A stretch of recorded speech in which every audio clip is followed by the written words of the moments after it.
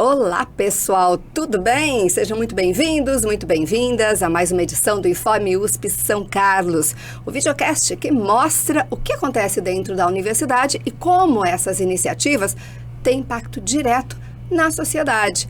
E a gente fala aqui direto do estúdio do CETISC, Centro de Tecnologia da Informação da USP São Carlos.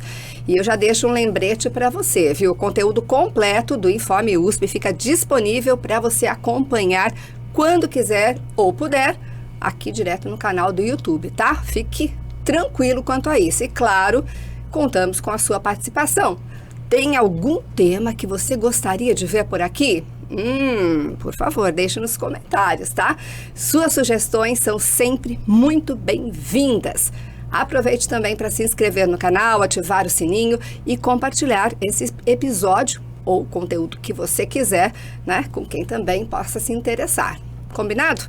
E não se esqueça, o Informe USP também está no Facebook, Instagram, TikTok, X e Threads, com trechos exclusivos dos programas.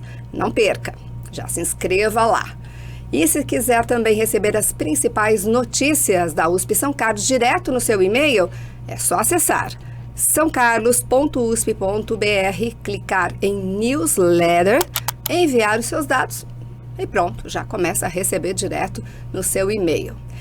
Então vamos lá, o Informe USP está só começando e hoje com um tema fundamental. Vamos falar sobre o NECMED, o Grupo de Química Medicinal e Biológica do IQISC, o Instituto de Química da USP São Carlos, que desenvolve pesquisas de ponta para a criação de novos fármacos e terapias. Fique por aqui, porque vem muito conhecimento pela frente. E para essa conversa, temos a honra de receber o professor Dr. Carlos Alberto Montanari. Bem-vindo, professor. Boa tarde, Cláudia. Obrigado novamente. É um prazer voltar aqui ao seu estúdio. Ah, que beleza. Ele é coordenador do NECMED e vice-diretor do IQISC, Instituto de Química da USP São Carlos. Da última vez ele esteve exclusivamente como vice-diretor, né, professor? Agora também vamos falar da NECMED. Exatamente, mas como você disse que eu era o vice-diretor, aí tive que me trajar como vice-diretor, né? Tá certo. Também estamos com o Dr. Saulo de Tarso Alves dos Passos. Boa tarde, Cláudia. Obrigado. Obrigada eu, pesquisador e pós-doc que trabalha no desenvolvimento de inibidores moleculares para alvos terapêuticos. Vamos saber o que é isso. Calma. Também aqui com a gente a doutora Fabiana Rosini. Muito obrigada por estar aqui. Boa tarde, obrigada. E ela é responsável técnica do laboratório com experiência na área de química analítica. Bem, a gente já vai começar aqui com o professor Montanari. Conta pra gente como começou essa trajetória na química e, claro, para chegar, né, no surgimento do grupo NECMED. Olha, a primeira parte da pergunta é que eu mais gosto porque começou com um professor, né? Uhum. Então, lá, moçada, começou com um professor, hein? Professor de Química, né? Professor Constantino, ele era estudante de doutorado no Instituto de Química em São Paulo, né? E eu fui aluno de escola pública, né? A vida inteira. E ele era meu professor lá, e naquela época, o nosso colégio era um daqueles que, em São Paulo, tinha que fazer vestibulinho para entrar, né? Então, nós tínhamos vários professores ou com doutorado, ou então cursando doutorado lá na USP em São Paulo. Então, eu me motivei muito com a conversa dele, né, para estudar química por causa de um ditado que a gente usa no corriqueiro hoje aí, né, na natureza você não cria nada, você transforma tudo, né? Isso. E eu achei aquilo fenomenal, né, transforma tudo, né? Então, vamos transformar. Então, comecei a estudar química graças a isso. E aí, depois, né, fui fazer iniciação científica, já nessa área de síntese de moléculas, né, produção de novas substâncias químicas, né? E já me interessei por essa parte biológica, né? Nessa interface da química com a biologia, né? E aí depois fiz mestrado, doutorado nessa área, depois me especializei nessa área na Pfizer, em sanduíche, na Inglaterra, com um dos grandes nomes da área de química medicinal naquela época. E quando vim para cá em 2005, né, vim com essa ideia de criar um grupo de química medicinal. Aliás, vim de Belo Horizonte para cá com essa ideia de criar esse grupo de química medicinal aqui. Então, em 2005, eu consegui, como professor doutor aqui no Instituto de Química de São Carlos, dar início aí à criação desse grupo com esse objetivo, de produzir novas entidades químicas de interesse farmacológico. Então, foi praticamente com a sua vinda para cá que surgiu na Quimed. O grupo de química medicinal, São Carlos tem uma tradição, né? Que nós chamamos de ciências duras, né? Então, essa parte bio, principalmente naquela época, né? Ela era muito iniciante ainda, né? Então, eu já vim com esse propósito, né? De criar, e com esse incentivo, na verdade, de criar essa área aí de química medicinal, porque outras unidades do campus, né, já estavam também acenando para esse caminho multidisciplinar, interdisciplinar aí, então acabou sendo um momento propício que se casou com a minha vontade de criar o grupo aqui em São Carlos. Teve muito desafio para fundar esse núcleo, colocar suas pesquisas em práticas, como foi? Olha, desafio sempre existe, né? Quando nós começamos a fazer qualquer coisa, né? É sempre um desafio, né? Agora, naquele momento, nós não tínhamos um laboratório ainda, né? Então, a gente se reunia em salas, aquela coisa toda. E, num primeiro momento, eu resolvi, como a gente não tinha um laboratório, eu resolvi improvisar um laboratório. E uma forma, digamos assim, mais trivial de se improvisar um laboratório é usando o computador, né? E nessa área, a cena que eu gosto de traçar para os meus alunos é mais ou menos assim, né? A gente olha para o céu e vê um tanto de estrela lá, né? E não dá para contar estrela, né? Então, só que a gente tem que escolher uma para poder sintetizar no laboratório. Então, a ideia era assim, vamos começar então com essa parte, né? E aí a gente vai crescendo, né? Então foi assim que a gente começou, bem pequenininho. Nós temos aqui em São Paulo uma grande agência de fomento, que é a FAPESP, né? Então, logo de início, nós conseguimos um bom financiamento, né, para realizar os nossos trabalhos de pesquisa e aí a gente já implementou. Logo no primeiro ano, a gente já implementou. Acho que foi quando a Fabiana chegou em 2006, 2007, né? 2009. 2009 já. Nós já tínhamos o laboratório pronto. Entendi. E olhando para trás, assim, qual que foi a conquista do Quimed que você acha que foi de maior orgulho para você? Olha, essa área é uma área, eu gosto de dizer pluridisciplinar, né? A gente tem usado aí, primeiro a gente começou dizendo multidisciplinar, depois a gente disse interdisciplinar e depois agora a gente está usando transdisciplinar, né? E o conceito de transdisciplinaridade é um conceito mais complexo ainda, né? Porque é a inserção de uma disciplina na outra. E aí essa tarefa é um tanto mais desafiadora, né? Então eu penso que talvez o aspecto mais importante tenha sido esse, né? De trazer esses alunos, trazer esses colegas, trazer esses colaboradores. Para juntar tudo isso num grupo só e tentar responder a esse desafio aí, né? De juntar química, que já é difícil, com biologia, que é mais difícil ainda, porque a biologia, não sei se os meus colegas aí vão gostar, né? Mas biologia é a química da vida, não é? Então, nós precisamos juntar essas duas grandes áreas aí para poder produzir, então, algum material novo. E esse é o grande desafio também. Esse é o grande desafio, Agora, essencialmente, penso eu que o motor principal, né, do nosso trabalho são os nossos alunos, né? Esse que é o... Nós estamos na universidade, né? Então nós temos claro, não apenas o dever, né, de fazer o que fazemos, mas a obrigação de devolver para a sociedade aquilo que ela nos dá, né? E eu gosto sempre de dizer isso e se você me permitir, vou aproveitar o seu microfone aqui para dizer que nós costumamos usar uma frase comum aí dizendo que esta é uma universidade gratuita, né? E não é verdade isso, né? É a sociedade quem nos mantém aqui, então nós temos já de antemão... Cada um de nós está aqui sentado. Exato, também. E os alunos também, né? Também, os todos alunos nós, também, os pais dos alunos. Todo mundo. Então, sociedade toda. Esse aspecto é um aspecto importante e isso nos traz um conceito ético que eu acho que é muito importante, que precisa ser relembrado sempre, porque algumas vezes nós nos esquecemos dele, que é um compromisso ético que nós temos com o outro.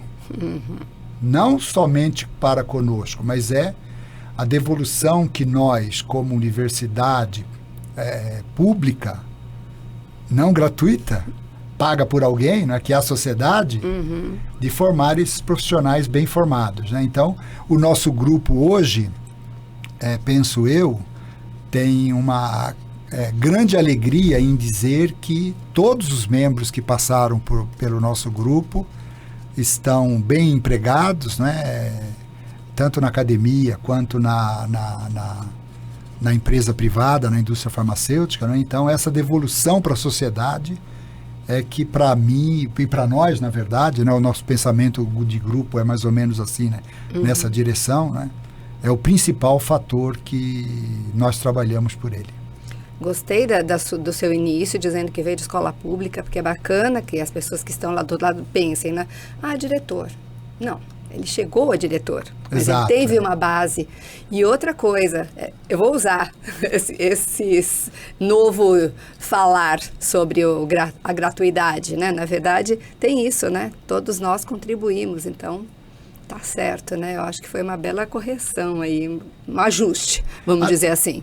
Até muito recentemente, você sabe disso, não é? Os alunos aqui de São Carlos, a população sancarlense, na verdade, né? Infelizmente, nós temos poucos alunos ainda. Todo semestre eu pergunto para os meus alunos das minhas salas quem é de São Carlos, né? 1 ou 2 levantam a mão. Esse semestre eu tenho, acho que 2. Então, é muito, muito pouco, né? Mas uma das razões que aparentemente está desaparecendo agora é que, apesar disso, eles acham que a USP é paga. Isso é conhecido, né? A gente ainda recebe telefonema sobre isso. Exato. Quanto que custa para estudar na USP, quanto custa para estudar na Federal. Então, existe essa desinformação. Infelizmente, a falta de comunicação é grande. Mas, ao mesmo tempo, penso eu, e tenho ouvido isso desde que cheguei aqui em 2005, né? E sempre que posso, tenho tentado dar essa contribuição no sentido de dizer que não é gratuita, é paga pela sociedade, então a nossa responsabilidade é ainda maior, porque é com o bem dos outros. E se nós cuidamos bem dos nossos bens, temos que cuidar melhor ainda dos bens dos outros, né? E eles também têm todo o direito também de vir aqui, não é? Não paga. Você já está pagando. É isso, né? Mais ou menos isso. Na verdade, sim, porque todos nós somos contribuintes, né? Sim. Então, meu pai paga o meu salário aqui também, né? Professor, você falou da experiência tua internacional, né? Isso influenciou o desenvolvimento do grupo também ou não? Olha, essa pergunta é ótima porque, como eu já sou idoso, né, então eu vim de uma outra geração, né? Eu pensei que, na realidade, nunca fosse ter essa questão de geração importante, né? Mas hoje eu reconheço que, de fato, existe. E depois passei a estudar um pouco o que acontece com a geração. Então, eu sou geração baby boomer, né? Então, essas questões hoje, elas permeiam aí o meu pensamento, né?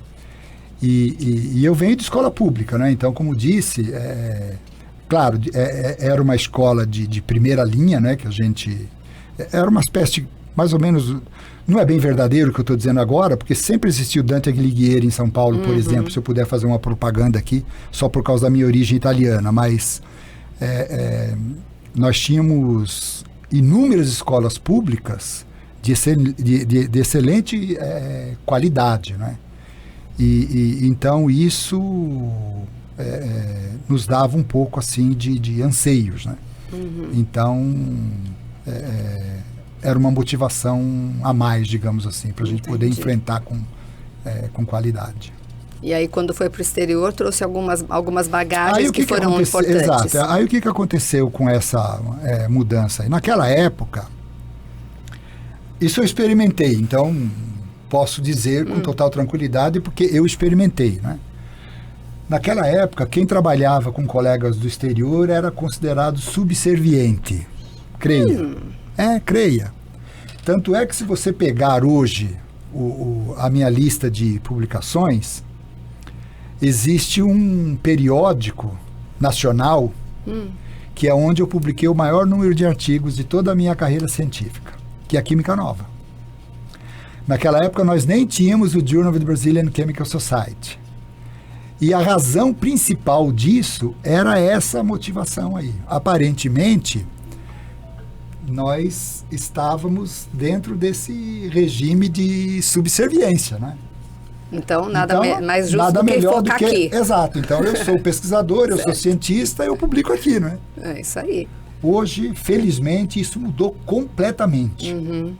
E aí o professor Brito, né, quando foi diretor científico da FAPESP, se dedicou muito também a isso, né, e trouxe números importantíssimos, e hoje, felizmente, isso foi completamente revertido, né? Por que isso é importante? Primeiro, porque a ciência é global, não tem fronteiras. Isso. E segundo, porque quando nós nos unimos em volta dessa mesa aqui, nós criamos automaticamente um sinergismo que nunca havia sido pensado previamente. Então não é mais questão, porque eu tenho uma ideia, você tem uma ideia, o Saulo tem uma ideia, a Fabiana tem outra ideia, o Júnior tem outra ideia, e aí no final das contas isso cria um ambiente global. Então nós não somos de São Carlos mais, né? Nós somos do mundo hoje, apesar de as pessoas pensarem que a gente mora numa cidadezinha do interior, né? Mesmo com todos os títulos que a gente tem aí, né? De capital da tecnologia, do clima, né? Mas nós temos essa grande alegria aí de poder fazer essas colaborações internacionais aí, porque elas são hoje fundamentais. E de igual para igual, né? Claro. Compartilhado, né? Existem aspectos que nós não podemos nos esquecer deles, que é, por exemplo, um deles o financiamento da pesquisa, né? Então, essa solidez das agências de fomento em manter os financiamentos, e principalmente os de longo prazo, como é o nosso caso, né? Isso é muito importante, né? Porque isso dá vazão para nós criarmos, então, aquilo que a gente chama de massa crítica na área, né? Que é a galinha dos ovos de ouro, continua sendo, né? Porque, penso eu,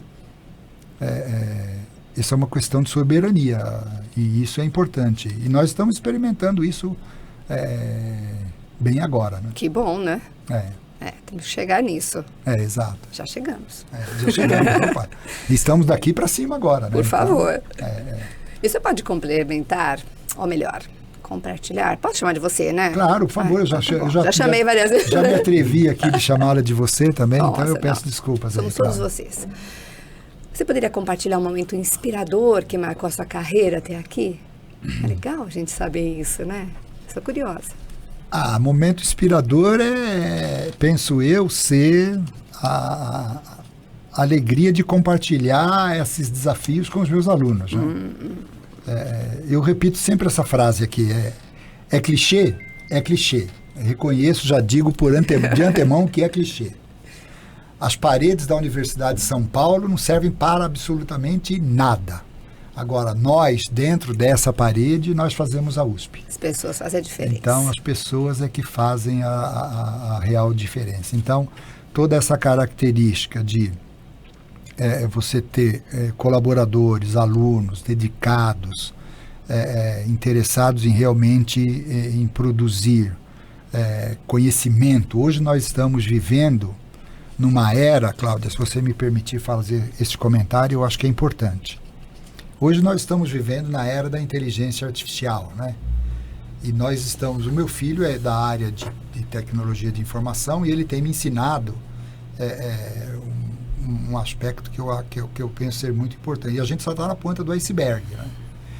Então, isso tudo tem uma importância muito grande, porque já nos traz um aspecto de todo esse contexto acadêmico, num primeiro momento, né, que o conhecimento só por si só já não é mais suficiente. E a razão disso é simples. Eu sei que existe um probleminha aqui, posso até dizer, porque se você entrar no Google hoje, por exemplo, né? Eu nem digo para os meus alunos entrarem no Google. Eu dizia antes para eles, vai no Wikipedia alguma coisa, né? Hoje vai num chatbot e seja você o ator, né? O conhecimento, a informação está lá. Então, hoje nós estamos vivendo numa era em que nós pensamos ter uma tríade que se chama dado, informação e conhecimento. Agora, nós não podemos nos esquecer que o conhecimento está escrito no livro.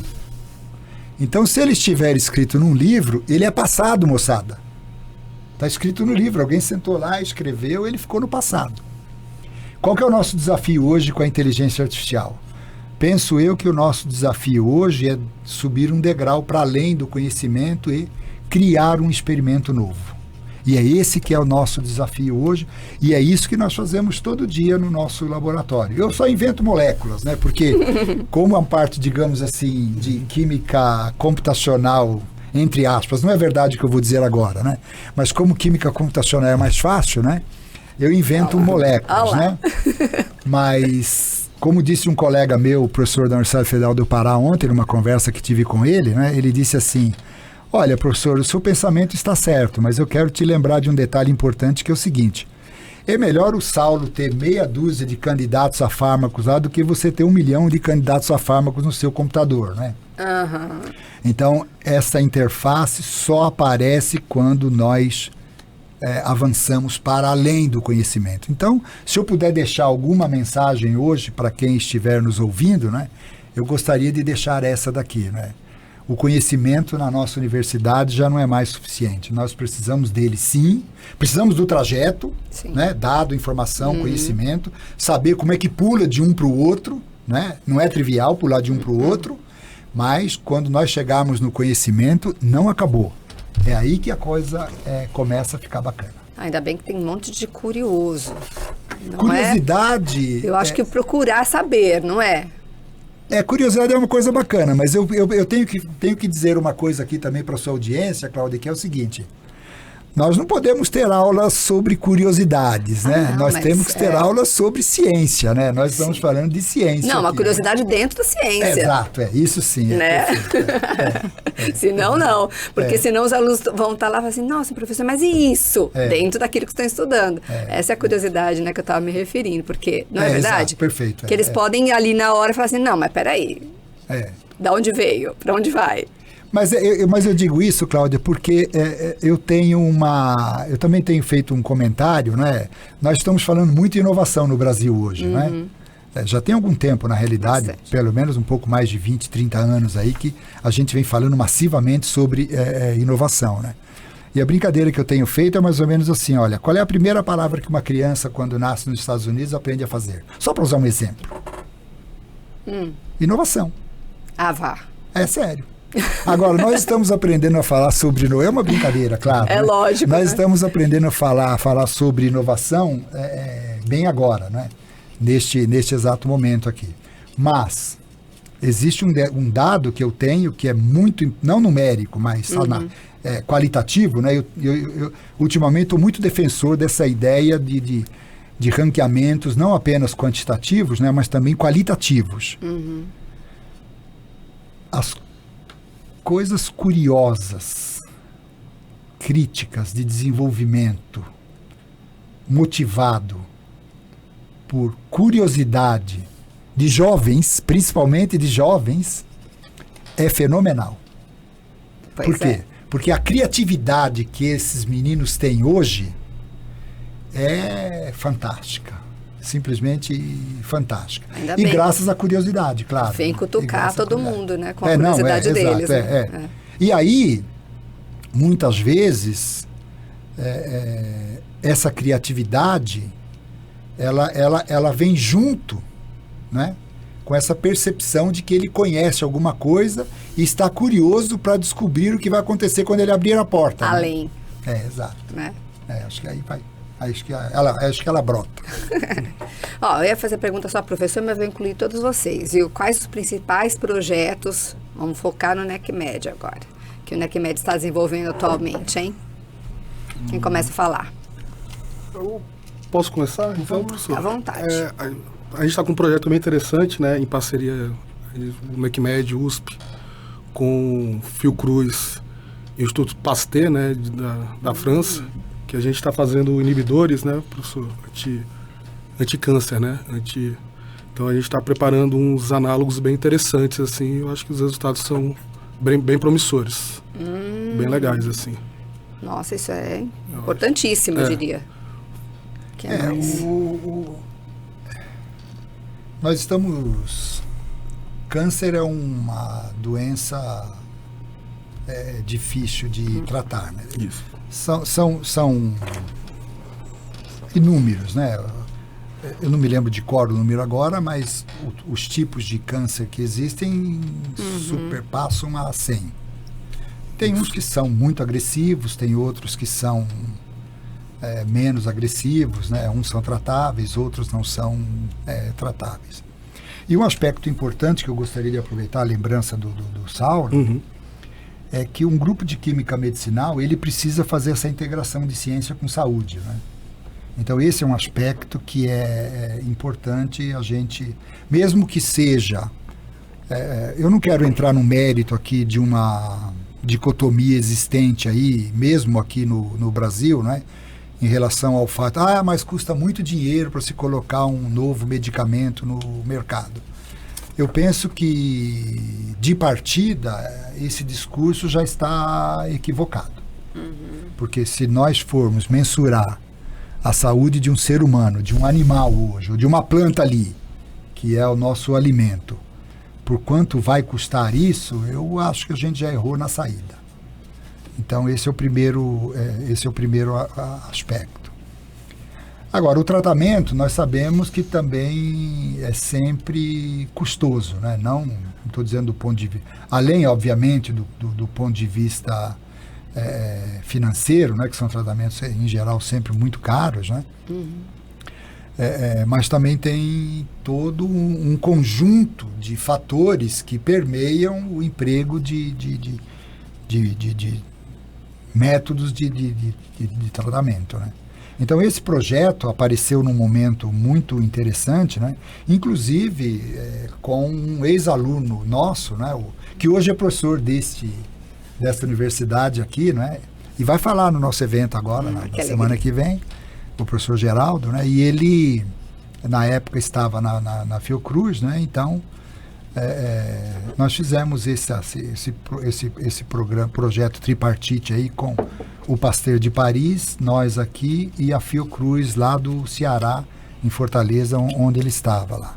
E a ideia é mais ou menos criar pequenas moléculas que sejam entregues através de macromoléculas, né, que são conhecidos como anticorpos monoclonais, que podem ajudar na entrega seletiva dirigida, né, de fármacos. Então, é fazer uma junção de pequenas moléculas bioativas para tratar alguns tipos de câncer, tipo leucemia, né, nesse caso, e também com o uso de anticorpos monoclonais, né, modificados, né, para poder, então, fazer um efeito farmacológico mais eficiente e com menos efeitos colaterais. Pelo menos essa é a ideia que está atrás desse projeto. Acho que isso tem a ver com a minha próxima pergunta, né? Como a química medicinal conversa com outras áreas da ciência dentro do NECMED para gerar novas descobertas. Acho que isso também vocês fazem lá com bastante frequência, né? Ou não? Sim. Veja, quer falar? Sabe? Não, pode, o seu professor. Esse é outro desafio, né? Porque nós somos químicos, né? A Fabiana é química, eu sou químico, o Saulo é químico. E nós estamos na interface da biologia, né? Então, vamos dizer assim, olha, para as pessoas compreenderem. Aqui no campus a gente compreende bem isso, né? Mas vamos lá. Por princípio, a química não tem vida. Mas quando nós juntamos a química na biologia, a célula tem vida. Então, nós estamos falando de vida. Então, esse que é o nosso foco, né? Entendi. Então, nós precisamos ter isso em mente. Agora, como nós somos químicos, nós conseguimos avançar até um certo limite, né? Como químicos. Por exemplo, nós não podemos fazer ensaios em animais no nosso laboratório. Então, nós precisamos nos associar a quem possa fazer ensaios, né? Então, nós ficamos, na verdade, no nosso grupo, nós ficamos com aquela parte inicial. Eu penso que, se eu puder dizer assim, o Saulo talvez possa me corrigir, a Fabiana também, né? Eu fico olhando para o céu, né? Fico contando estrelas, como já disse, né? Mas tem muita estrela lá, né? Então, eu tenho que dizer para o Saulo, vamos sintetizar essa molécula aqui, o que você acha? Então, para eu dizer isso, eu tenho 1 zilhão de estrelas lá, eu tenho que saber escolher. Então, essa parte de inteligência artificial, aprendizado de máquina, já nos acompanha há muito tempo, né? Antes desse boom todo aí, a gente já fazia esse tipo de inserção aí, para poder selecionar e dizer, olha, vamos para esse caminho aqui, vamos sintetizar essa molécula, vamos produzir uma nova entidade química.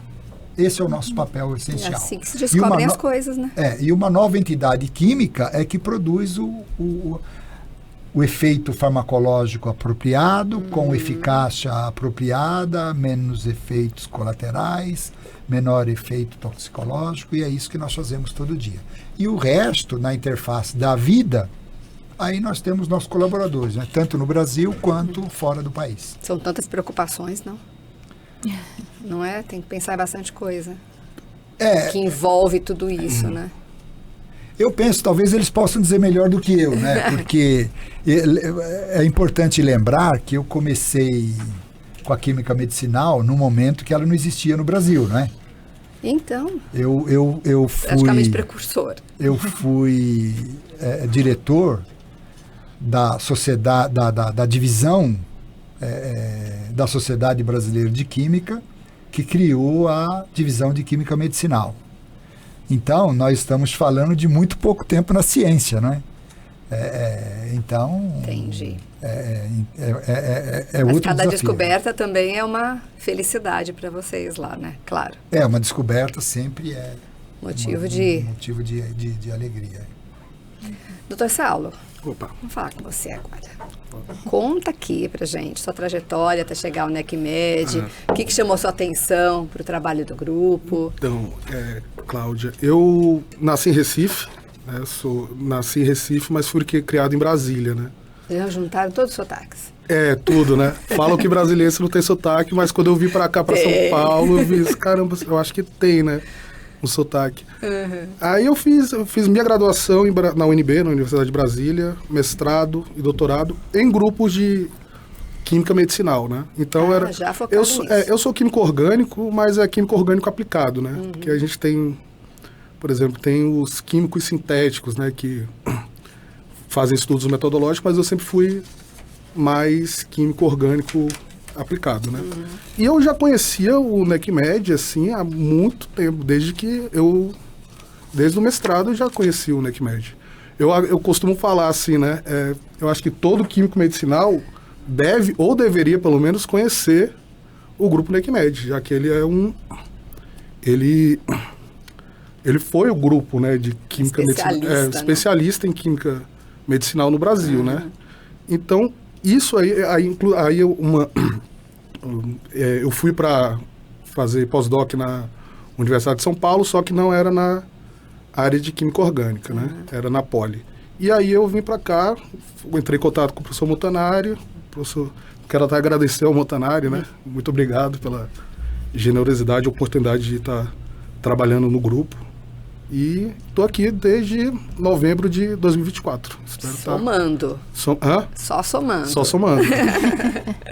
É isso que é bom, né? Isso, exato, com certeza. Você pode explicar de forma simples, assim, pra gente, o que são inibidores moleculares e por que eles são importantes para os novos medicamentos? De forma bem simplificada, Cláudia, assim, vamos pensar que uma proteína é uma máquina, né? E o inibidor é uma máquina e o inibidor enzimático seria uma chave que desligaria essa proteína. Mas por que a gente quer, né, desligar essa... Mas por que a gente não quer que ela tenha atividade? Porque várias doenças, elas são geradas, né, por questões de mau funcionamento dessa máquina, né? Proteína ou enzimas, né? Então, se você desligar essa proteína, você, por exemplo, você deixa de, por exemplo, ter multiplicação de vírus. Ou seja, inibidores enzimáticos são excelentes antivirais, né? O SARS-CoV, por exemplo, é um vírus, né? Então, se você desligar essa proteína, você vai evitar essa multiplicação do vírus, né? E aí tem várias outras, né? São os antivirais. Como se fosse uma trava, então, assim, que impede a chave errada de abrir a porta. Assim. Na biologia, né? A chave fechadura, né? Bem... Que coisa. E aí, eu acho que essa seria uma definição mais simples, né? Do que são inibidores enzimáticos. São pequenas moléculas que se ligam em proteínas ou enzimas que diminuem a atividade delas. Entendi. Deu para entender, todo mundo acho que entendeu. E como que acontece a integração entre a química, a biologia e a modelagem computacional no seu dia a dia de pesquisa? Então, hein? eu acho que tudo é um ciclo e tudo está interligado, né? Então, por exemplo, a gente precisa da química computacional para exatamente fazer esse desenho racional das estruturas, como o professor Montanari falou, né? Então, não adianta nada você catar uma estrela no céu que, né, são trilhões, né? Sim. Então, a química computacional dá um norte para a gente. A síntese orgânica, né, a química, ela é responsável por preparar essas moléculas e purificar essas estruturas, né? E, inclusive, fazer validação estrutural, caracterizar. Então, também tem uma grande parte fundamental para a gente ter, para a gente fazer essas estruturas. E a biologia testa, né? A biologia é o ponto final, né? Ela que faz o teste de validação dessas estruturas. Né? Então, como se fosse então, tudo é um ciclo, assim, né? Tudo... quebra-cabeça, assim, gigante. Exatamente. Que cada coisa tem que se encaixar. Tudo no seu lugar. Exato. É um ciclo. A gente vai entendendo aqui, né? Apesar de não entender quase nada da área, a gente tem que transmitir para quem está lá do outro lado, assim, de uma maneira mais simples. Sim. Vamos conseguindo aqui, né? E quais são os principais desafios que você encontra no desenvolvimento desses compostos, hein? Boa pergunta. Eu acho que o principal desafio é a seletividade, né? A seletividade das estruturas, ou seja, elas precisam se ligar em um alvo específico. A potência delas, elas têm que ser boas. Elas não podem ser tóxicas, né? Então, todas essas questões, assim, são desafiadoras, né? Então, a gente tem que ter um desenho racional muito bem feito para a gente já chegar com um alvo, não vou falar certo, né? Mas com um bom potencial. Entendi. De aplicação. E tem algum resultado recente do seu trabalho que você considera assim especialmente promissor? Bom, como já falou, né, como o professor Montanari falou, tem os projetos da Fiocruz, USP Fiocruz, Instituto Pasteur de Paris, e também a gente acabou de, o professor Montanari acabou de aprovar um projeto, né, regular da FAPESP para a gente fazer inibidores duais, né, tanto de duas proteínas, de duas enzimas específicas. Você já viu né? meu ponto de interrogação, né? De catepsaicina, é um nome meio difícil, então. né? E de Gemipro, do Covid. Então, a gente está fazendo inibidores duais e eu acho que a gente tem resultados promissores, né? Então, falar isso com brilho nos olhos, assim, você está fazendo uma coisa maravilhosa. Eu gosto muito, assim, acho bem interessante assim, o que a gente faz. Eu também estou legal. gostando bastante, é interessante mesmo esse assunto. Viu? E a doutora Fabiana, como que surgiu sua conexão com o NECMED, que mais te entusiasma no trabalho do laboratório? Conta pra gente também. Eu cheguei no grupo NECMED há quase 16 anos. Eu fiz, na verdade, a minha graduação em Química na UFSCar. E aí, a primeira vez que eu fui procurar iniciação científica, eu gostaria de trabalhar num grupo de Química Medicinal, mas não encontrei ninguém na época que trabalhava com essa linha de pesquisa, nem na USP, nem na própria UFSCar. O professor Montanari ainda não estava em São Carlos nessa época. E aí eu fui, então, para a Química Analítica, né? Trabalhei com preparo de amostras e análise instrumental, né? Trabalhei com análise de alimentos, material biológico. E aí depois eu vim para a USP, quando eu terminei meu mestrado, eu vim prestar o concurso. Inicialmente eu não sabia para qual grupo de pesquisa eu ia, e aí descobri justamente que ia para um grupo de Química Medicinal. Que sorte! Né? E aí me identifiquei bastante com o grupo, consegui aplicar muito do que eu tinha aprendido, né, na Química Analítica, né, durante a minha iniciação científica e meu mestrado. E aí fiz o doutorado também dentro do grupo NECMED. E aí, hoje eu sou responsável também por produzir os alvos, né, as proteínas que são testadas contra os inibidores, aí as máquinas, como o Saulo diz, né, preparo elas no laboratório e também faço os testes contra os inibidores. O que mais me entusiasma no trabalho é sempre ter um resultado novo, né, promissor, e também acompanhar aí o desenvolvimento de cada aluno, né, que entra no grupo, até ele sair formado e ir para o mercado de trabalho. Isso também é bem interessante, fico bem entusiasmada com isso.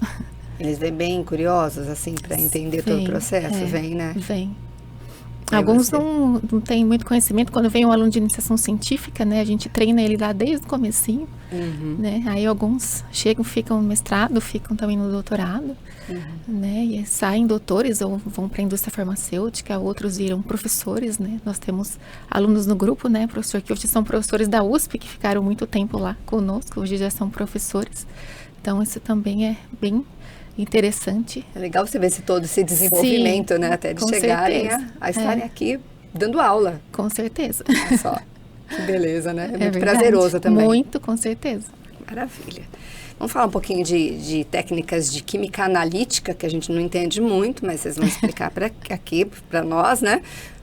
Quais técnicas que vocês usam nesse sentido da química analítica e como elas ajudam a avançar na criação de novos fármacos, porque isso interessa bastante para a gente, né, a população, né, em geral.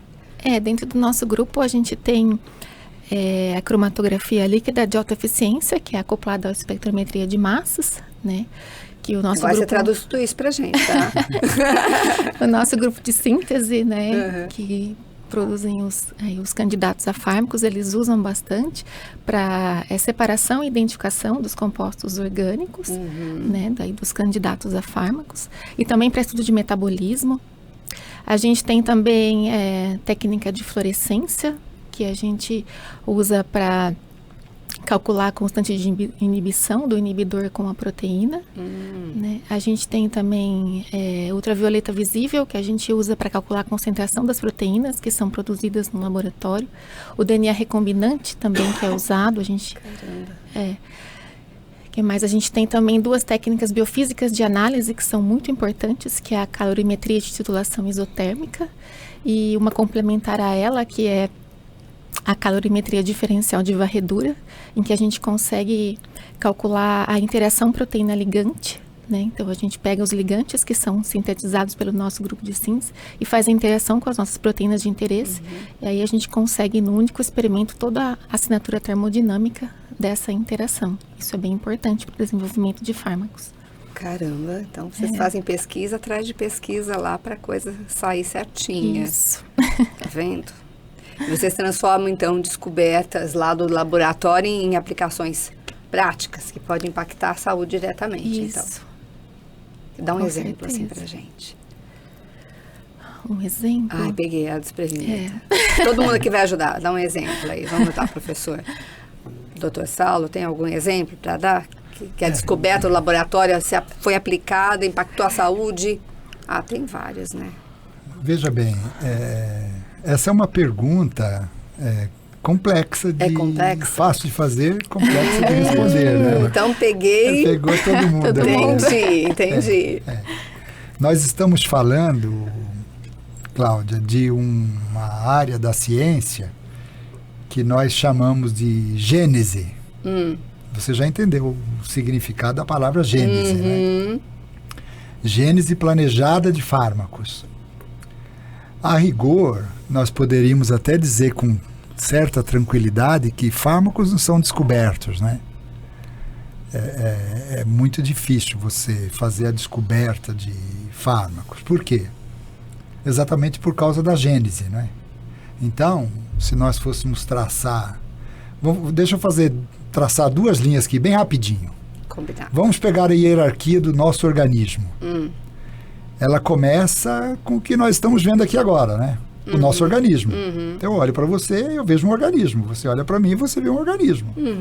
Nós somos um organismo, né? As doenças hoje, elas aparecem ao nível molecular, que nós não estamos vendo, né? Não enxergamos. Nós não estamos vendo, mas as moléculas estão aí no nosso organismo. Então, a gente sai do organismo, a gente vai para órgãos. Então, nós temos órgãos, né? Os olhos, a pele, assim vai. E aí, depois, nós temos os tecidos. Para cada um desses órgãos, vai anotando a complexidade, hein? Nós temos... na cabeça. Os tecidos, né? Aí, depois, nós temos células.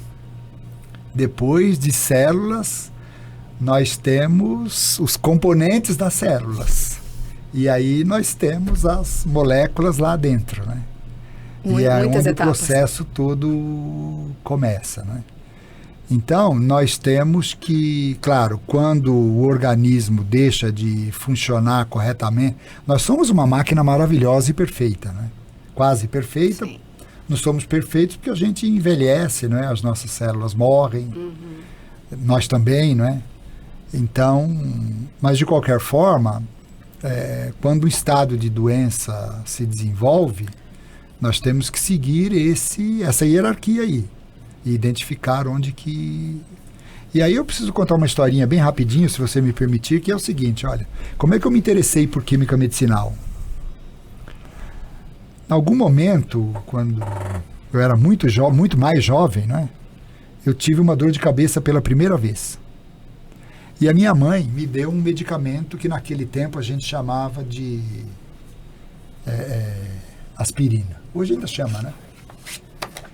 Mas hoje tem nome genérico, né? Naquele tempo não tinha nome genérico, mas hoje tem nome genérico, tal, salicílico. Então, ela me deu aquele remedinho lá e me deu um copinho com água para eu tomar aquele negócio lá. Aí eu peguei aquele comprimido, fiquei olhando para ele, para o copo com água e para o meu tamanho, né? E pensei assim comigo, esse negócio não vai dar certo. A dosagem. O negócio não vai dar certo. Existe um conceito em química que se chama lei de ação de massas, para todo mundo entender aqui. O comprimidozinho pesava 500 miligramas. Eu pesava 70 quilos. Percebeu? Lei de ação de massas que não vai explicar nunca isso? A química explica, né? Não deu certo, não explica. Mas a biologia explica, né? Tomei o tal do remedinho lá, meia hora depois, minha dor de cabeça desapareceu. Aí eu fiquei fascinado, né? Lógico. Falei, gente, preciso saber como é que é esse negócio aqui, porque... Né, então, esse comprimidinho fez esse efeito. Exato. Então, nós estamos exatamente nessa fase. Nós estamos fazendo esse agente ativo que está dentro desse comprimidinho aqui. Queria só fazer, talvez, vale a pena, porque eu ainda vejo hoje, né, uma certa confusão entre fármacos e medicamentos. Né? São duas coisas distintas. Né? Tá. Medicamento é aquilo que a gente toma, né, que tem toda uma preparação, né, formulação para tomar de um jeito, tomar de outro, melhor administrar dessa forma, daquela forma, etc, etc. E o agente ativo está lá dentro, né, do medicamento. Né? Então, para chegar até lá, nós temos que percorrer toda essa hierarquia aí. Então, onde é que nós estamos hoje? Nós estamos hoje no nosso grupo, e é por isso que a gente resolveu comemorar 20 anos, né? Não só por isso, na verdade. Nós já teríamos comemorado 20 anos só pela formação dos mais de 35 alunos que a gente já formou em 20 anos. De mestrado e doutorado. Só aqui em São Carlos, né? Mais ou menos isso, imagino eu. Não... Bom, já teria sido suficiente, porque uma questão importante que a gente vê é criar massa crítica, e eu acho que nós precisamos de massa crítica por causa de uma pergunta que você fez previamente, e eu gostaria de dar um breve esclarecimento, que é assim: tá bom que nós precisamos de parcerias internacionais, é fundamental a ciência global, universal, sinergismo, tudo isso muito lindo e maravilhoso. Mas nós precisamos desenvolver isso aqui. Por quê? Porque é soberania e porque nós precisamos ficar independentes. Nós vimos bem o que aconteceu na época da pandemia, né? Então, espero que a gente tenha aprendido a lição, né? Então, o que é que nós temos que fazer? Nós temos que, em algum momento, encontrar uma interface com a indústria farmacêutica. Por quê? Porque o desenvolvimento de um novo fármaco, de fato, não é apenas não trivial do ponto de vista científico, mas também do ponto de vista dos custos, né? Por quê? Porque dentro da gênese planejada de fármacos, nós chegamos no momento que nós temos que avançar dos animais para animais superiores e chegar no ser humano. E esse momento, o custo começa a ficar elevado. Então nós precisamos da indústria farmacêutica. O que é que o nosso grupo já fez até hoje? O que o nosso grupo conseguiu nesses 20 anos, e foi a segunda motivação, digamos assim, para a gente comemorar 20 anos do NECMED, graças a toda a nossa infraestrutura, ao Instituto de Química de São Carlos, às outras unidades do campus que também nos ajudaram, a FAPESP, o CNPq, a CAPES, e FINEP e assim por diante, a nossa central analítica, tudo isso junto, os alunos principalmente, né? Então, nós conseguimos avançar para essa interface. Então, agora nós temos 2 patentes depositadas, uma para a Covid-19 e uma para a doença de Chagas, que ainda, lamentavelmente, é uma doença negligenciada, Que coisa. não tratável, ainda não é tratável, ou mais ou menos tratável. Coisa tão antiga, né? Mais de 100 anos, né? Então. Carlos Chagas, eu tenho que repetir sempre isso, né? Carlos Chagas, para que seja do meu conhecimento, não existe outro cientista no mundo que fez igual Carlos Chagas fez. Talvez uma exceção, eu poderia dizer agora, foram esses ganhadores do Prêmio Nobel recentemente, que desenvolveram essa tecnologia de RNA mensageiro aí para produzir vacina, né? Então, dito isso, Carlos Chagas descreveu a doença de Chagas em pouco menos de 3 anos, mas ele descreveu a etiologia completa da doença. Completa, passando por vetor, passando por infecção, passando pelo bicho, passando por tudo. E, lamentavelmente, não ganhou o Prêmio Nobel. Não vou entrar no detalhe aqui, isso pode ser motivo, inclusive, você sugeriu aí uma nova matéria, né? Vou deixar uma sugerida aqui, né? Porque Carlos Chagas não ganhou o Prêmio Nobel. E não levou. Então, esses 2, digamos assim, acontecimentos no nosso grupo é que nos traz essa alegria, né? Para além dos nossos alunos, colaboradores, e principalmente os que já estão bem encaminhados aí profissionalmente, né? O fato de que agora nós estamos com as patentes aguardando essa interface com a indústria farmacêutica se abrir. Então quer dizer que sempre precisa dessa expectativa, né? Precisa que dessa eles tenham também o lado deles em relação a vocês. Precisa dessa expectativa, e eu preciso dar um detalhe, uma informação importante que eu não posso deixar de agradecer à FAPESP, como já agradeci à nossa instituição, né, à nossa universidade, ao nosso instituto. Num certo momento do nosso grupo, nós tivemos um projeto temático que foi financiado por 6 anos pela FAPESP, que foi quando tudo isso aconteceu. Logo em seguida, né, nós fomos atacados pela Covid, né, pela pandemia, e aí nós já tínhamos uma história, né? E aí, dessa história, o que é que a gente fez? A gente transferiu. É um conceito na gênese planejada de fármacos que usa essa história para encontrar novos. Então, depois, a segunda frente, né, para agentes antivirais para tratamento da Covid e também de novos vírus, né, porque esse vírus que apareceu agora já tinha existido em 2003, né? E aí ninguém deu importância, né? Nem a indústria farmacêutica, nem nós, nem ninguém. Então, para evitar isso agora, a gente já tem esse portfólio pronto aí. Então, isso avançou dessa forma e é onde a gente pode chegar. Por quê? Mesmo com um financiamento do tipo temático da FAPESP, foi suficiente para nós chegarmos a esse desenvolvimento, mas não é suficiente para o resto, porque o resto custa muito dinheiro. Entendi. Então, aí a gente precisa da indústria farmacêutica. E também existe quem defenda, e eu também defendo essa ideia, na verdade, né? Esse já não é mais o papel da nossa universidade, né? Esse tem que ser o papel da indústria farmacêutica. E a indústria farmacêutica, na minha visão brasileira, não é? Está indo bem, está crescendo bem, já tem pesquisa, já faz pesquisa e desenvolvimento, né? Mas precisa encarar um pouco desses outros desafios aí, porque nós temos que atravessar, Cláudia, eu tenho que falar, né, aquilo que a gente chama de Vale da Morte, né? Que é onde o NECMED está agora, né? Só esperando, só que a gente está do lado de cá, né? Do Vale da Morte.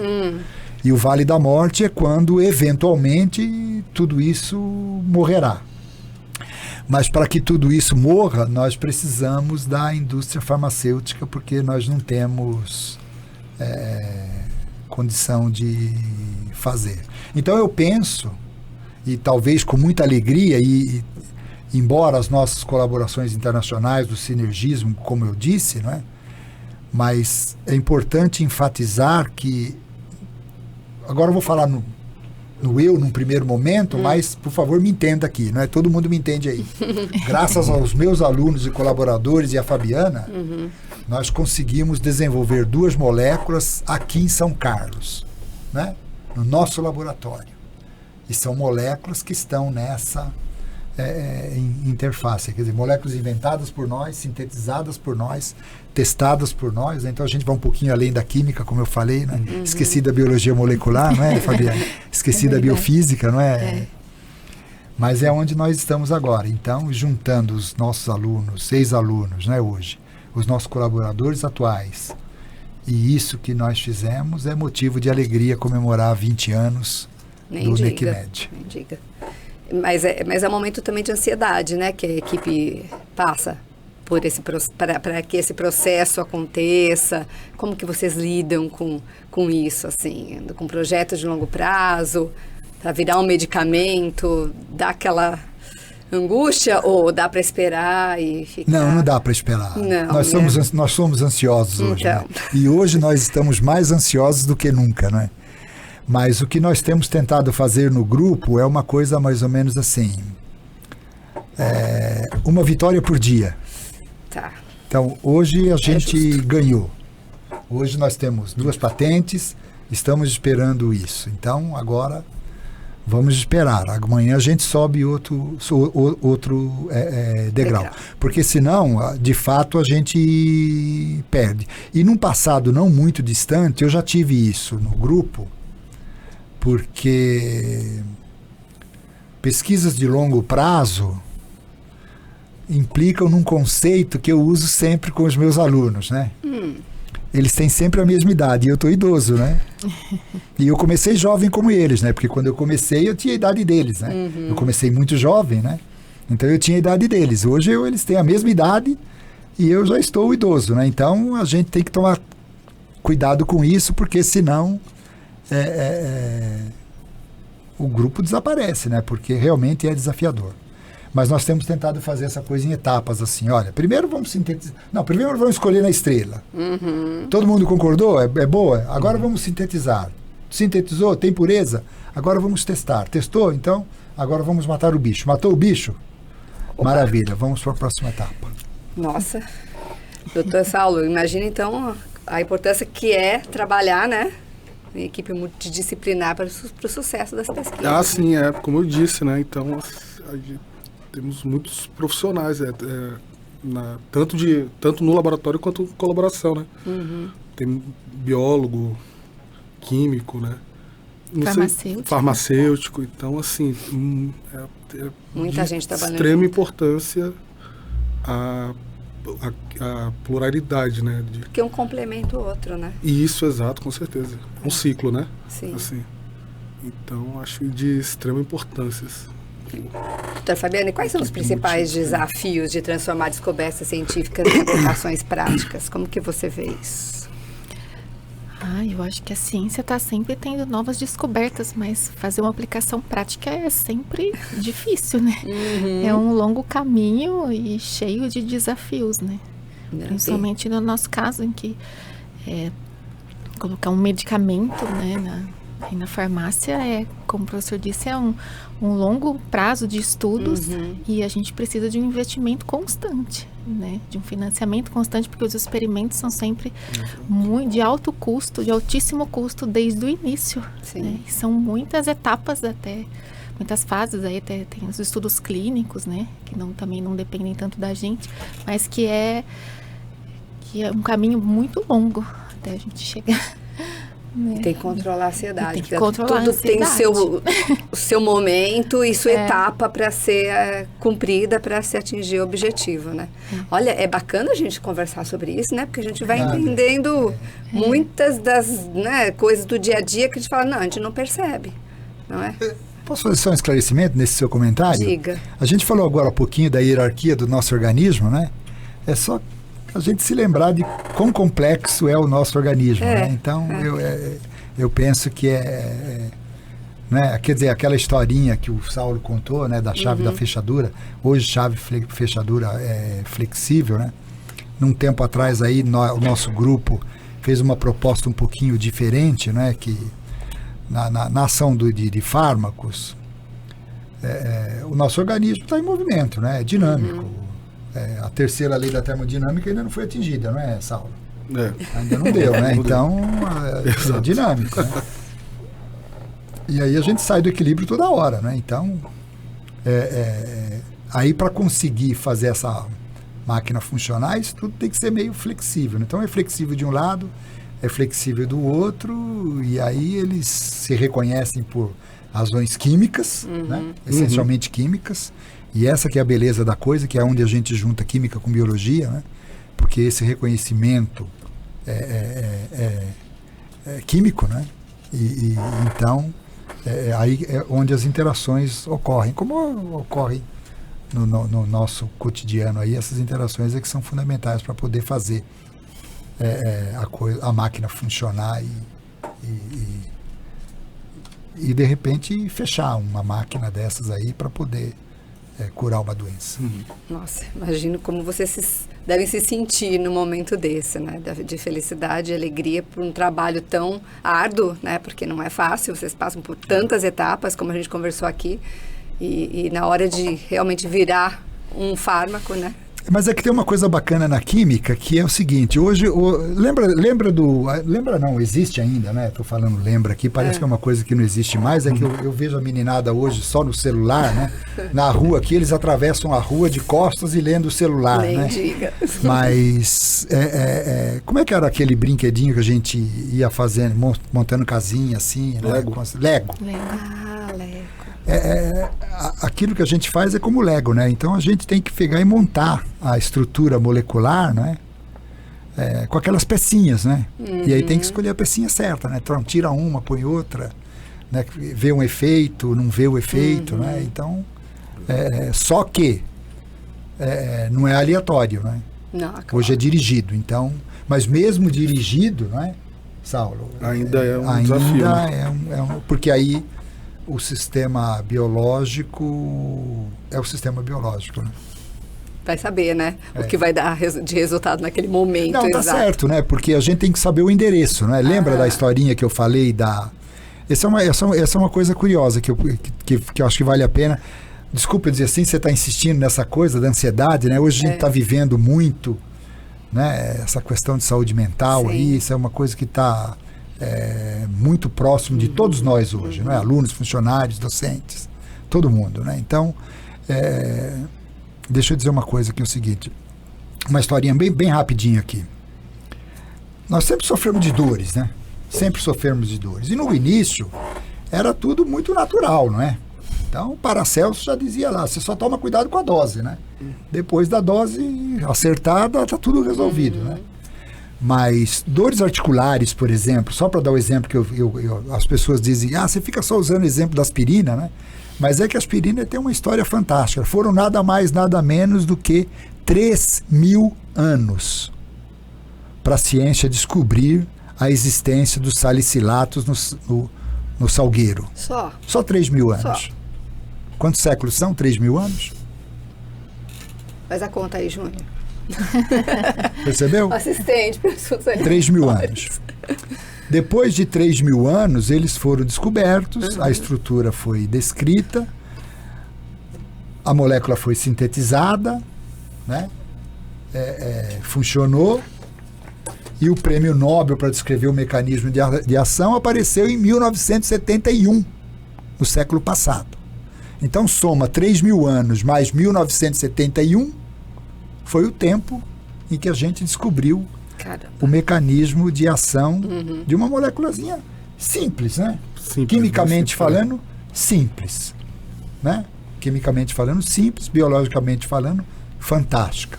Tem umas reversões hoje, que eu não entro no detalhe aqui, que eu não sou médico, não posso falar, senão as pessoas vão achar que eu estou dando receita aqui, não é isso.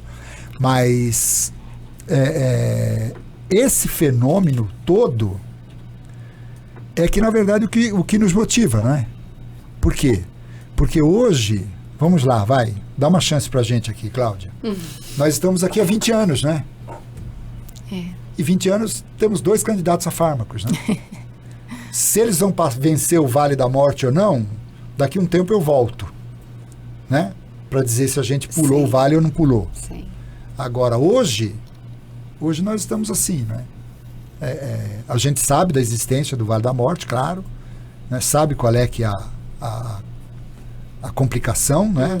de saltá-lo, mas nós estamos prontos para saltar, né? E o que a gente quer fazer é saltar. 20 anos parece muito, mas na verdade não, né? Não, porque se você... tem seu tempo. Né? E somente, que eu acho que esse que é um aspecto bacana, não estou querendo me gabar aqui não, Cláudia, eu estou querendo simplesmente dizer o seguinte, é um grupo de pessoas que trabalhou muito duramente, né? Muito seriamente, muitas horas, muitas vezes a gente, entre aspas, né? Dormiu no laboratório aqui, a minha brincadeira é essa, né? Traz um colchonete, um colchonete, né? Cotonete não, né, Fabiana? Um colchonete para dormir no laboratório, né? E muitas vezes trabalhamos de sábado, domingo, à noite aí, né? Vir à noite eu não viro mais, viu, Cláudia? Porque agora eu já estou idoso, mas não tem dou mais experimentos que precisam estar ali em experimentos que viram à noite, claro. Não tem nem como. Sem sombra de dúvida. Mas então... O Júnior fez a conta há 30 séculos, olha como o Júnior fez a percebeu? Então, e hoje, 20 anos, vamos lá, acho que... E uma molécula completamente nova, né? Uma nova entidade química, né? O que significa dizer, veja o seguinte, olha, hoje, eu não me lembro o número de memória, mas hoje são conhecidas um pouco mais de 170 milhões de substâncias químicas. Todas as substâncias químicas conhecidas. Claro, o universo tem 1 zilhão delas, que a gente não conhece. O nosso bioma está aí, não é para ser descoberto. Mas... Vamos lá, só as que são conhecidas, 170 milhões de substâncias químicas, como o Saulo disse. Estrutura conhecida, caracterizada, pureza sabida, etc, etc. Nós inventamos algumas moléculas completamente novas para além desses 170 milhões. Então, esse aspecto todo é motivo de alegria de celebrar 20 anos e é por isso que nós estamos celebrando 20 anos também, não é, Fabiana? Eu vou pedir agora uma mensagem do professor Montanari, porque eu gosto sempre de pedir uma mensagem para todo mundo que vem aqui. E qual é a que você daria para os estudantes, para os futuros pesquisadores que querem seguir a carreira científica? Olha, se você quiser até olhar para eles lá, pode olhar. Eu quero olhar, mas eu queria fazer uma declaração aqui que eu já fiz, né? A Cláudia declarou agora há pouquinho aí que não entendia nada do assunto, né? Mas só fez perguntas inteligentes aqui, não foi, Fabiane? Muito. Então eu tive que ficar estudando, né? Ficar pensando. Não, verdadeiramente eu fiquei estudando, né, para poder. E aí eu queria dizer uma coisa que é assim, olha, são 3 grandes frentes que nós enfrentamos e serve, na verdade, não só para o nosso grupo de química medicinal. Eu acho que serve para todas aquelas pessoas que querem fazer o bem para alguém. Poderia dizer assim, dessa forma. E aí, só antes de falar especificamente, eu gostaria só de fazer um adendozinho em alguma ideia, para estabelecer uma diferença importante, que é assim, olha, quando a Estação Espacial Internacional foi construída, ela foi construída inicialmente dentro de um computador. Aí alguém produziu isso, manufaturou, botou no ônibus espacial, levou para o espaço, chegou lá, montou e deu tudo certo.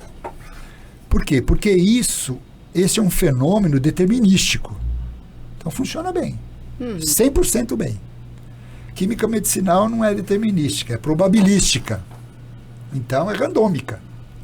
Então significa dizer o seguinte: nós vamos fazer exatamente a mesma coisa e a fechadura não vira, né, Sal? Exato, exatamente. Então, esse aqui é o desafio. Então eu separei aqui, Cláudia, 3 momentos distintos que eu gostaria de falar para os seus ouvintes hoje aqui. Dica. 3 divididos assim, ó. Primeiro, para a ciência, que penso eu,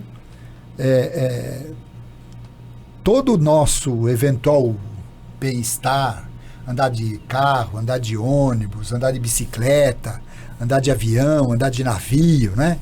Tudo isso perpassando a química, né? Maravilha, tudo bem. Mas também tem esse aspecto da saúde humana, né? Então, o primeiro aspecto vem o interesse pela ciência.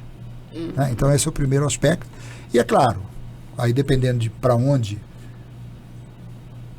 a gente vai, né? A gente escolhe. E depois, o segundo aspecto, e depois eu só pormenorizo algum detalhezinho assim que eu gostaria de falar, é inovar. Hoje é irreversível, né? Então, penso eu que nós estamos celebrando esses 20 anos porque a gente conseguiu uma inovação. E como terceiro aspecto, fazer isso para a sociedade, em benefício do outro. E eu vou repetir aqui, Cláudio, se você me permitir, um conceito ético que eu fui, por vários anos, vice-presidente do Comitê de Ética em Pesquisa em Seres Humanos do Hospital das Clínicas da UFMG, enquanto morei em Belo Horizonte. E eu aprendi um conceito ético lá que eu acho fantástico. Pacientes sofrendo de doenças terríveis, participando de ensaios clínicos para a identificação de novos medicamentos para o tratamento daquela doença, que ele não seria beneficiado. Somente o outro seria beneficiado. Então eu dedico, inclusive, para esses pacientes todos aí, que ainda hoje fazem... Felizmente a lei vai mudar agora. Mudou, não é? Agora a lei mudou. O paciente que participa de um ensaio clínico desse, a partir de agora, poderá fazer uso dos medicamentos que forem um sucesso, né? Então, esse é um grande avanço, tardio, mas bem-vindo aqui no Brasil, né? Então, isso é muito importante e um conceito ético que estava precisando ser resolvido. Felizmente, né? Foi resolvido agora, né? Então, vai ser implementado, né? Mas pelo menos já existe uma lei, então isso é importante. Então, esses 3 aspectos, ciência, inovação e sociedade. E aí, dentro disso, nós precisamos integrar inteligência artificial com ciência de dados, sem sombra de dúvida. Nós precisamos explorar novos alvos biológicos e nós precisamos de uma química sustentável e cada vez mais sustentável. E aqui não é clichê, não, dizendo que a USP é sustentável. A USP é sustentável. É uma das universidades mais sustentáveis do mundo. Está sempre em alguns rankings aí, né? Sempre no top, né? Entre as 10 melhores instituições sustentáveis do mundo. Então essa é uma preocupação muito boa e a química precisa ir nesse caminho aí. Desafiador porque o nosso organismo, como falei agora há pouco, né? É essa mistura aí de água e lipóide, né? Então, desafiador nesse aspecto. Inovação porque a gente precisa encontrar uma forma de fazer descoberta mais rápida de fármacos. E, ainda mais do que isso, fazer aquilo que já é conhecido hoje, que é a medicina personalizada. Ou seja, nós temos que trazer a química medicinal para esse caminho aí, né? Então, cada um é um organismo. Eu nunca participei de um ensaio clínico aqui. Alguém participou de algum ensaio clínico aqui? Não. Alguém já tomou medicamento aí de alguém que participou de ensaio clínico? Não. Também então, e a gente já tomou os medicamentos que alguém participou por nós, né? Então a gente tem que agradecer esses caras aí, né? Que fizeram, que participaram isso daí. E para isso, por incrível que possa parecer, apesar dos 170 milhões de substâncias conhecidas e das estrelas do céu, né? Nós precisamos ampliar as nossas coleções de moléculas, né? Porque elas ainda não são suficientes. E eu espero que isso seja fácil de perceber por causa do nosso organismo, né? E para a sociedade, nós precisamos de novos tratamentos para doenças negligenciadas e para as emergentes, como vírus, né? Continuam emergentes, vírus que nunca desapareceram. Existem pelo menos 12 deles que nunca desapareceram em toda a história da humanidade e eles continuam aí. E com isso, para melhoria de qualidade de vida e, é claro, fortalecer as economias baseadas no conhecimento, como eu já tinha dito previamente. Então é isso que o nosso grupo hoje, com 20 anos neste instituto e nesta universidade, deseja ver para os próximos 20 anos, né? Que nós tenhamos pessoas que queiram enfrentar esse desafio conosco e trazer esses benefícios todos aí para uma bela mensagem para quem vem aí, né? Para quem vem ainda estudar, para os novos que estão pensando em vir para cá, para a USP, colocar a mão na massa, que eles venham com toda essa mentalidade que você descreveu agora, porque é perfeito. É a nossa expectativa. É isso mesmo. E a primeira comemoração dos 20 anos do NECMED IQISC USP, Grupo de Química Medicinal e Biológica do IQISC, Instituto de Química da USP São Carlos, aconteceu no dia 2 de junho de 2025, mas o aniversário mesmo não foi no dia 2 de junho, né? O professor estava me falando antes. Foi que dia? Dia 15? Na realidade, foi dia 31 de maio. 31 de maio. A de comemoração 2005. Foi no dia 2 de junho, agora de 2025. Entendi. Mas já existe também uma nova data aí para a segunda comemoração ainda dos 20 anos, que vai acontecer no dia 29 de agosto, é isso? Na próxima sexta-feira? Exato. Veja o seguinte. Agora, na sexta-feira, né? Hoje. Nós fizemos 20 anos, nós somos jovens, né? Muito jovens. Então, fazer uma comemoração, né? É muito pouco, né? Então, nós resolvemos que nós vamos fazer uma comemoração de ano inteiro. De ano inteiro? De ano inteiro. A primeira não foi suficiente, definitivamente. Não, a primeira não foi. O que está sendo planejado aí, então? Não, na verdade, o nosso planejamento é essencialmente o mesmo: convidar ex-alunos e ex-colaboradores. Num primeiro momento, nós temos professores, ex-alunos da Universidade de São Paulo, ex-alunos do grupo, em outras instituições no Brasil e também no exterior. Entendi. Né? Então, nós queremos celebrar com esse pessoal todo. Então, nós temos um ciclo de seminários aqui em São Carlos, que é o Sanca Medichem, que é o São Carlos Medicinal Chemistry, que nós mantemos aqui em São Carlos, né, para divulgar escola, palestras, né, seminários, e esse evento, então, é que organiza os 20 anos do NECMED. E a ideia é exatamente essa, né, convidar os ex-colaboradores, os ex-membros do grupo, né, para falar como é que impactou a vida deles, hoje como profissionais, né, por terem passado e se formado no NECMED. Então essa que é a ideia, né? Que eles estão fazendo desde então, né? Exato. Então o nosso. Então a gente seleciona, a gente tem selecionado. O primeiro nós fizemos um evento de dia todo, não é? Mas como o evento é internacional, né? Então a gente tem feito remotamente, né? Mas eu percebi que talvez fosse melhor nós fazermos um evento um pouco mais enxuto, né? Então, essa segunda edição do dia 29, depois eu deixo aí com vocês o endereço, né? Tá. Se você puder fazer essa gentileza. Sim, a gente coloca no descritivo do colocar vídeo. lá, né? Pode convidar as pessoas que, se alguém se interessou aí pelo nosso trabalho e por esses desafios aí que não são só nossos, né? Eu acredito que muitos se interessaram. Descobriram novidades que não tinham ideia.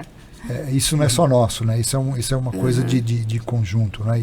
E também eu agradeço muito ao que o Saulo disse, né? Mas a química brasileira está indo bem hoje, né? Nós temos vários outros grupos aqui em São Carlos também, temos em outros estados, então a química medicinal está se fortalecendo muito. Fico muito grato por eu e os meus colegas termos criado a divisão de química medicinal há tantos anos atrás, melhor não dizer né? quantos, Isso é né? motivo de comemoração mesmo. Também né? não é? E então o evento tem essa característica. Sim. Então agora no próximo dia 29, né, às 9 horas da manhã, nós teremos 2 professores da USP, 2 atuais professores da USP, ex-membros do NECMED, né? E teremos um outro colega também formado no NECMED que está numa indústria farmacêutica. E vai ser virtual ou vai ser presencial? Não, também vai ser remoto, porque a movimentação é um pouco complexa e como é internacional, né? Então a gente tem preferido fazer.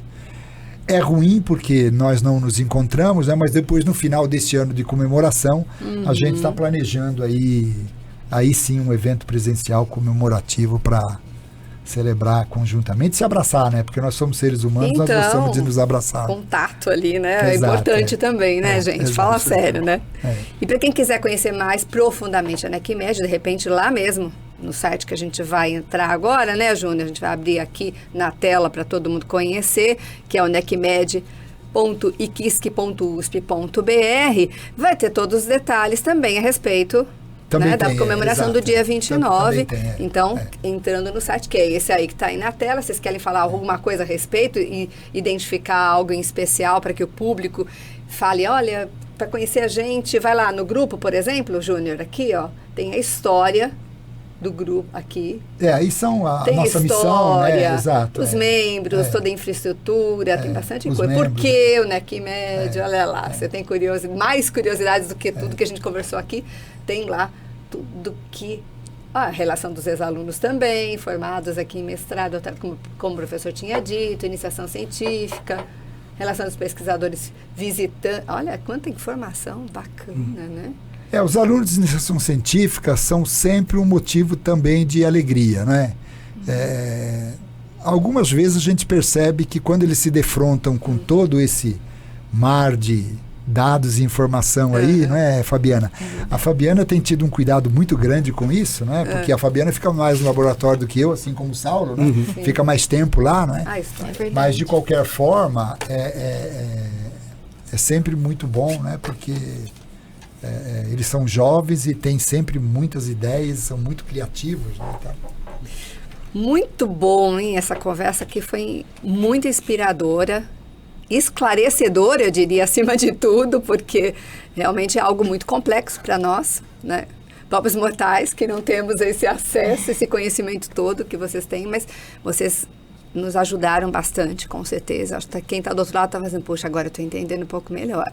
E é isso que a gente quer mesmo, né? Colocar todas as pessoas que estão com curiosidade sobre o que a USP está fazendo, próximo a isso. Está fazendo, quanto tanto de pesquisa que está sendo feita, né? Tudo direcionado para que você aí do outro lado também tenha esse benefício. Nós somos uns sortudos aqui em São Carlos, né? Porque nós temos grandes áreas de pesquisa aqui, né? Então, a Universidade de São Paulo, no campus de São Carlos, não está aqui em São Carlos, né? Ela está no mundo, né? Então, isso tudo graças ao ensino de qualidade que nós temos aqui, né? As pesquisas que nós desenvolvemos aqui e, principalmente, mais do que tudo isso, a todo o pessoal que nós temos aqui, os alunos, os funcionários, sempre muito dedicados, né? Os docentes. Então, esse conjunto todo, né?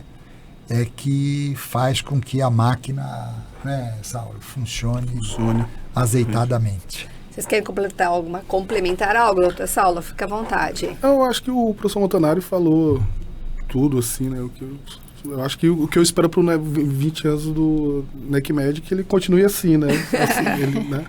E sempre na fronteira do conhecimento. Como sempre teve, né, professor? Beleza. E você, doutora? E o nosso grupo está sempre aberto também para novos alunos, né, que queiram conhecer o nosso faça grupo. Um convite aí. Então fica aí o convite para quem quiser conhecer o nosso grupo, quem for da área de química, farmácia, biologia, biotecnologia. Pode bater na porta lá? Escreve primeiramente para o professor Montanari. E aí depois vai lá que a gente tem prazer de mostrar o grupo, um pouquinho do nosso trabalho aí. Explicar o que a gente faz. Que bom. Eu já tenho também o acesso, que também está na descrição do vídeo, então fiquem tranquilos que vocês podem entrar em contato à vontade. Nosso agradecimento enorme mesmo, especial para vocês, né? Todos que estão aqui, professor Carlos Alberto Montanari, claro. Muito obrigada por toda a sua explicação, por sua disponibilidade de ter juntado tudo isso para a gente, né? Que para nós acaba sendo até uma novidade, e é isso que é interessante. Nós temos feito na gestão atual do Instituto de Química de São Carlos um esforço muito grande para fazer o que você tem feito muito bem aqui, viu, Cláudia? Que é divulgação, né? E esse é um aspecto muito importante, porque a comunicação hoje é, mais do que nunca, né? É muito importante, né? As pessoas estão outro dia eu vi um vídeo, se você me permitir, né? Que eu fiquei impressionado com ele e gostaria de dizer isso aqui agora. A geração alfa já está nascendo, né? E a geração alfa está sendo retratada dessa forma, assim. Usando o círculo do Saulo, né? É um círculo de 6 bebês com 6 celulares na mão, né? E cada um deles olhando para o seu próprio celular. Né? Uau! Então, venham para o NECMED, porque o NECMED é pluridisciplinar, não é, Fabiana? Precisamos do contato de muitas pessoas, né? Vai e ficar da resumido contribuição, a isso. Exato, de todos aí. Então, muito obrigado a você, Cláudia, ao Júnior aí pelo apoio e novamente por nos trazer aqui, nos dar a oportunidade de falar um pouquinho aí do grupo de Química Medicinal e Biológica do Instituto de Química de São Carlos, da Universidade de São Paulo. Muito bem. A gente teve intermédio também da Cláudia, que é a secretária lá da diretoria, que ajudou a gente também nessa conversa, para que essa conversa acontecesse. E também a Sandra, que trabalha lá na comunicação, que está sempre com a gente, dando sugestões. A Claudinha é sempre o nosso escudo, né? Porque é ela quem consegue fazer toda essa organização, né? E a Sandra e o Henrique, né? Que nos ajudam a fazer essa divulgação aí. Penso eu que eles têm feito uma ponte muito grande, muito bem. Todos estão muito de parabéns, nosso serviço de eventos também, né? Então, tem sido feito um trabalho muito coeso, assim, e isso e é isso que faz a diferença, porque é importante, se eu insistir pela terceira vez na mesma frase, é porque eu penso que ela é importante, né? Nós não somos um conglomerado de pessoas, né? Nós somos uma sinergia de pessoas bem intencionadas para fazer o bem para a sociedade. Ainda bem que isso está acontecendo, né, doutor? Saulo de Tarso Alves dos Passos. Exato, exatamente. Muito obrigada. Obrigado, eu que agradeço. Doutora Fabiana Rosini, muito obrigada também. Muito obrigada. Sua participação foi fundamental para a gente poder entender bastante coisa também. Essa participação de vocês nesse episódio, acho que foi incrível. Agradeço demais. Olha só, foi uma conversa riquíssima, né? Você do outro lado está aí pensando, né? Mostrou como a pesquisa em química medicinal pode abrir caminhos para novos fármacos e também contribuir de forma concreta para a saúde e para a sociedade. É isso que a gente quer, né? Sempre. E como sempre reforçamos por aqui, quando a universidade, a ciência e as pessoas caminham juntas, que é mais ou menos o que o professor acabou de falar, os avanços chegam muito mais longe, né? Então vamos todos trabalharmos juntos. E claro, a gente quer agradecer também a você, tá aí do outro lado, que nos acompanhou nessa edição do Informe USP São Carlos. Muito obrigada. Compartilhe esse conteúdo já, hein? Com quem também se interessa por ciência, inovação e pelo trabalho realizado aqui na USP. Não se esqueça também que os principais momentos das entrevistas estão disponíveis em nossas redes sociais. Além do YouTube, tem o Facebook, o Instagram, o TikTok, o X e o Threads, tá? Todo mundo lá trabalhando para colocar bastante conteúdo para vocês, viu? Segue a gente por lá para não perder nada também. E o Informe USP São Carlos é uma produção da Assessoria de Comunicação da Prefeitura do Campus USP de São Carlos, em parceria com o CETISC, o Centro de Tecnologia da Informação de São Carlos, e também, claro, com o apoio das assessorias de comunicação das unidades do campus. Nós ficamos por aqui, mas já deixamos o convite feito para o próximo episódio. Então, até lá, continue com a gente.